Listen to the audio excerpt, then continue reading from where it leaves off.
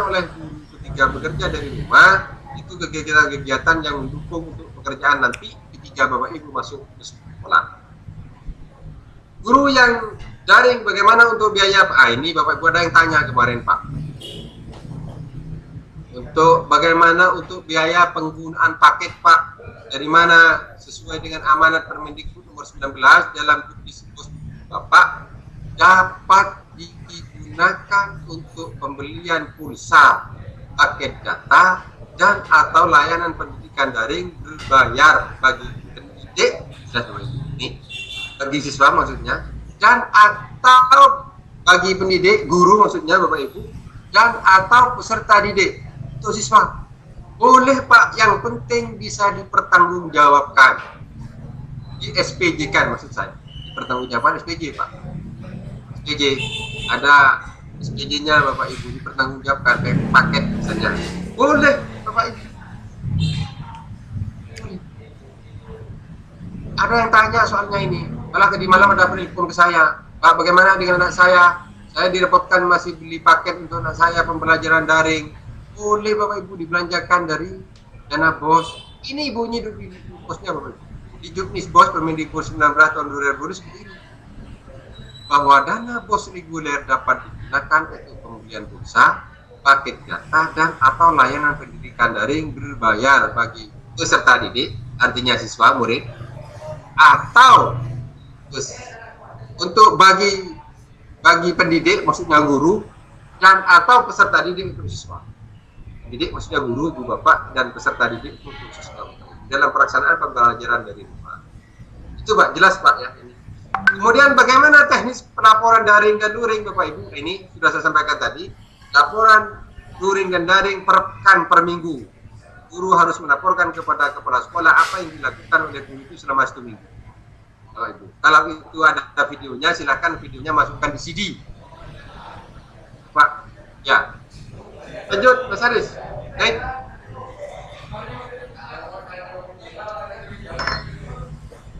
Baik, Mas Haris, lanjut.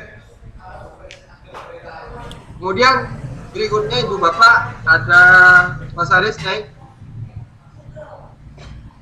Ada sekilas beberapa cerita menarik Bapak jika masa BDR ini diberlakukan di Kabupaten Sampang, Bapak Ibu. Ada beberapa keinginan yang tinggi dari wali murid, orang tua Bapak Ibu. Ini orang tua hebat ini yang bisa mengikuti pembelajaran Bapak Ibu sehingga mereka patungan untuk membeli paket data. Ini terjadi Pak di Sampang. Kisah-kisah ini seperti ini. Karena di sekolah itu yang mempunyai HP Android cuma satu temannya, sehingga 5 orang berkumpul sumbangan untuk beli paket data Bapak Ibu. Sebulan paket data sebulan dipakai. Akhirnya anak yang tidak punya HP Android ini numpang ke temannya yang punya HP itu. Ketika mereka melaksanakan tugas, mereka apa istilahnya, numpang ke temannya yang punya HP Android. Ini kisah Bapak Ibu seperti ini. Alhamdulillah di Sampang masih ada banyak Bapak Ibu orang tua siswa yang sangat prihatin sekali di masa pandemi ini, sehingga mereka betul-betul ini orang tua hebat saya kira, masih memperhatikan anaknya bagaimana anak-anak itu bisa bekerja. Maksud saya anak-anak ini bisa belajar dari rumah Bapak Ibu, walaupun dia membeli paket data dengan patungan dengan temannya itu Pak. Ada lagi Bapak Ibu di salah satu lembaga sekolah, kepala sekolahnya memberikan uang kepada guru ketika sang guru ini mau kunjungan ke rumah siswa, itu dibelikan camilan snack Bapak Ibu. Apa tujuannya? Jangan-jangan nanti di sana guru ini ketika melakukan kunjungan direpotkan dengan orang tua siswa Pak. Karena ada orang siswa yang ngeluh, waduh nanti besok mau ada gurunya anak saya datang ke rumah, siapkan snack macam-macam dengan orang tua siswa, memberatkan orang siswa. Jangan Bapak Ibu. Ini kepala sekolah yang bagus, kepala sekolah yang hebat ini. Kalau ada kepala sekolah sampai berikan uang untuk beli camilan untuk ini Pak, untuk guru biar tidak memberatkan orang wali murid maksudnya ketika melakukan kunjungan Bapak Ibu, ini kepala sekolah hebat itu Bapak Ibu. Ada lagi Bapak Ibu, guru menyiapkan video pembelajaran yang kreatif, Bapak Ibu. Jadi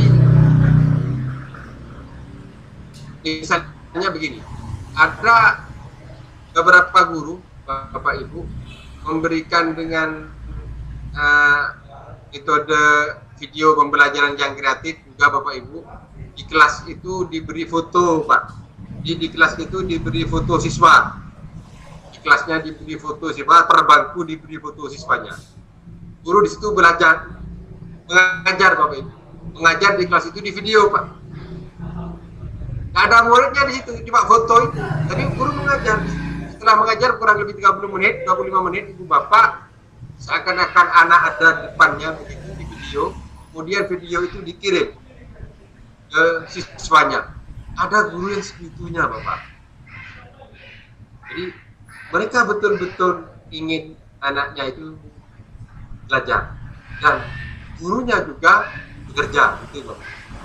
Jadi Bapak Ibu, ada juga sekolah Bapak Ibu yang sudah merancang untuk membuat YouTube channel sekolah, Pak. Ada, Pak. Jadi dibuat channel sekolah di YouTube itu khusus, dan itu bisa diakses oleh orang tua siswa di sekolah itu, Pak. Tentang pembelajaran, Bapak Ibu. Ada yang seperti itu sudah. YouTube channel khusus sekolah itu, Bapak Ibu. Ini guru hebat. Kepala sekolahnya hebat. Seperti itu, ya. Ayo Pak, kita berkreasi bagaimana untuk memastikan anak-anak kita tetap belajar. Dan pastikan juga guru-guru kita adalah bekerja. Dan masih banyak lagi kisah-kisah lain Bapak Ibu. Kalau ada kemarin di Banyuates ada yang tanya, karena anak saya Pak ada di seberang gunung sana, harus datang dengan jalan kaki Bapak Ibu, karena tidak bisa dengan pakai roda 2, pakai sepeda motor tidak bisa, mereka harus jalan kaki. Poin penting yang perlu saya sampaikan Ibu Bapak, bahwa di masa pandemi COVID-19 ini Pak Menteri tidak main-main Ibu Bapak ke depan. Pembelajaran dengan teknologi digital, pembelajaran dengan berbasis IT Bapak Ibu nampaknya tetap akan diberikan oleh Pak Menteri. Ini cita-cita saya di Sampang Bapak Ibu, pembelajaran kita sudah berbasis IT Bapak Ibu. Saya ingin di semua kelas itu ada satu laptop dengan satu yang fokus dengan satu LCD Bapak Ibu. Jadi di kelas sudah pembelajaran berbasis IT. Selanjutnya Ibu Bapak, saya ingin pembelajaran berbasis IT ini nanti per siswa satu tablet. Nanti kita rembuk bersama seperti apa nanti dirancang pembelajaran ke depan, pembelajaran berbasis IT. Ini manfaat dari pandemi ini Bapak Ibu, tetap kita harus dituntut untuk kritis, kreatif dan inovatif Bapak Ibu. Bagaimana untuk membangun bangsa ini melalui pendidikan ini. Jadi ke depan Bapak Ibu, saya ingin bagaimana di setiap kelas ada satu laptop dengan satu yang fokus, dengan satu LCD Bapak Ibu, dan anak-anak sudah pegang satu tablet. Ke depan seperti itu.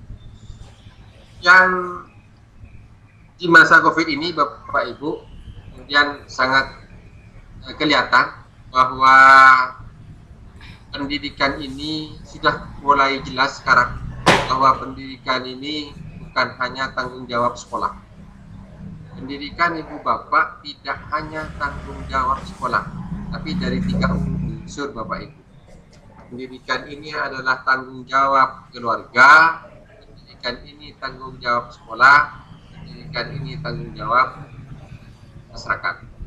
Jadi 3 unsur ini Bapak Ibu, orang tua dituntut untuk sabar di masa pandemi ini, bagaimana untuk mendampingi anak-anaknya ketika belajar dari rumah. Guru dituntut sabar Bapak Ibu, bagaimana ketika menyiapkan proses pembelajaran ini dari video Bapak Ibu, dari kunjungan ke rumah Bapak Ibu. Ini saatnya kita berbagi Bapak Ibu, guru-guru kita. Kemudian masyarakat juga dituntut untuk mendukung Bapak Ibu bagaimana proses pembelajaran PDR ini tetap berlangsung dengan baik di masa pandemi COVID-19 ini. Itu mungkin Bapak Ibu pesan saya terakhir Ibu Bapak, tolong ini yang penting poinnya Ibu Bapak, pastikan anak-anak kita belajar. Itu pertama.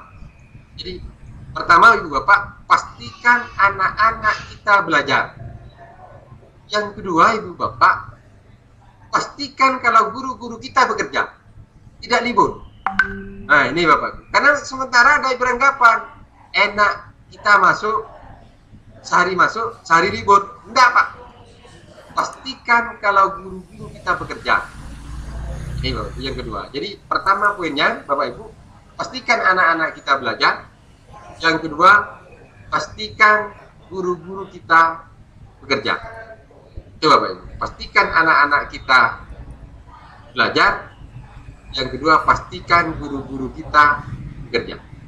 Itu Bapak Ibu mungkin poin yang dapat saya sampaikan sepur siri dari kami, indikasi bahwa seorang bisa disebut guru atau pendidik yang hebat bukanlah pada kemampuannya mengajarkan murid untuk pintar menjawab sebuah jenis pertanyaan, akan tetapi pada kemampuannya menginspirasi murid agar mengajukan pertanyaan yang dia sendiri.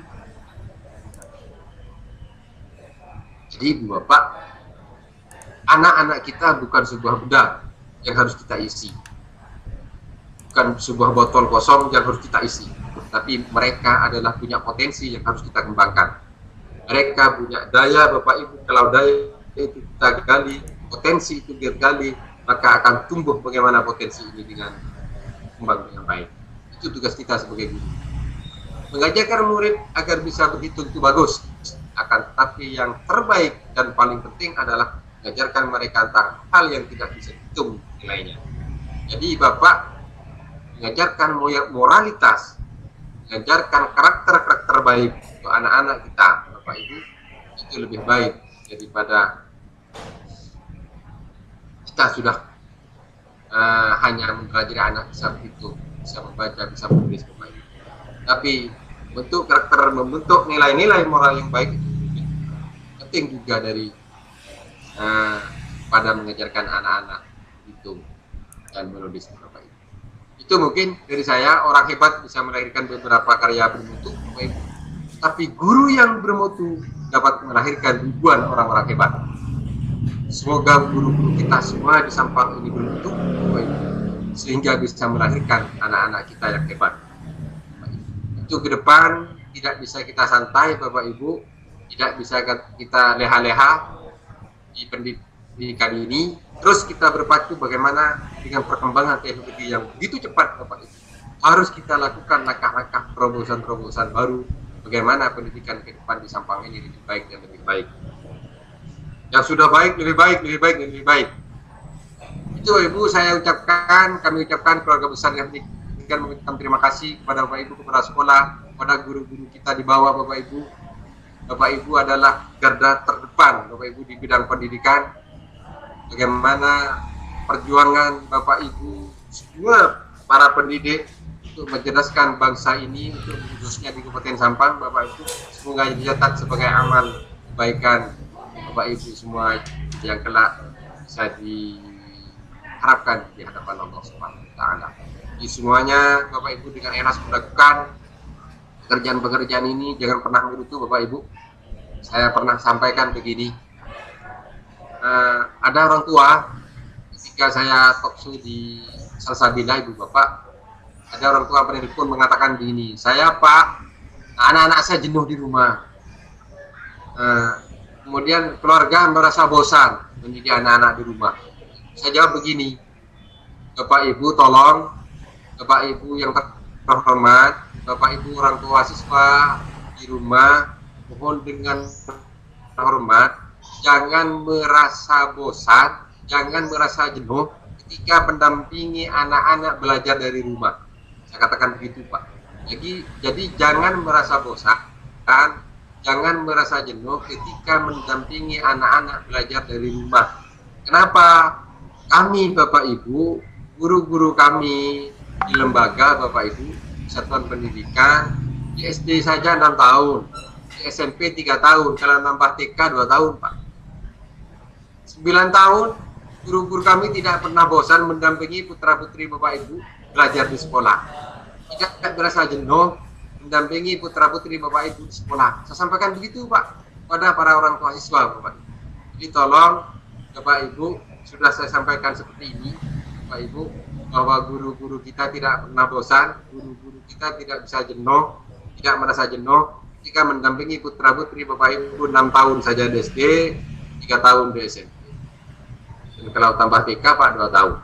Itu Bapak Ibu sudah sampai ke sini. Terima kasih Bapak Ibu kepala sekolah, Bapak Ibu pengawas, Korbidikcam yang telah semangat tetap ada di garda terdepan, Bapak Ibu, memperjuangkan bagaimana pendidikan tetap berjalan di masa pandemi COVID-19 ini. Demikian yang dapat saya sampaikan, kurang lebihnya mohon maaf. Nanti kalau ada pertanyaan-pertanyaan silakan. Kalau masih ada waktu saya jawab. Nanti cukup mungkin dengan Pak Kabid atau cukup dengan Bapak Kasih Kurikulum. Itu dari kami, kurang lebihnya mohon maaf. Billahi taufiq hidayah. Wassalamualaikum warahmatullahi wabarakatuh.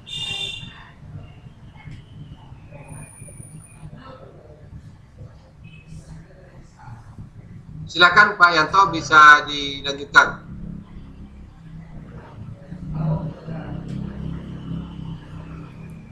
Pak Yanto atau Pak Wawan, silakan dilanjutkan Pak Wawan. Barangkali ada pertanyaan-pertanyaan Ibu. Silakan yang mau tanya ngacung tangan, begitu aja Pak. Yang mau tanya silakan ngacung tangan, Pak Ibu.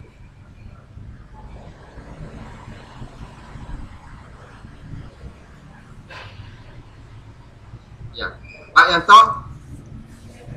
Halo Pak Yanto. Atau Pak Wawan.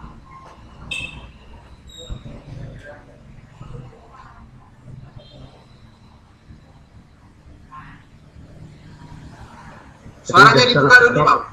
Nah, suaranya dibuka dulu. Ya.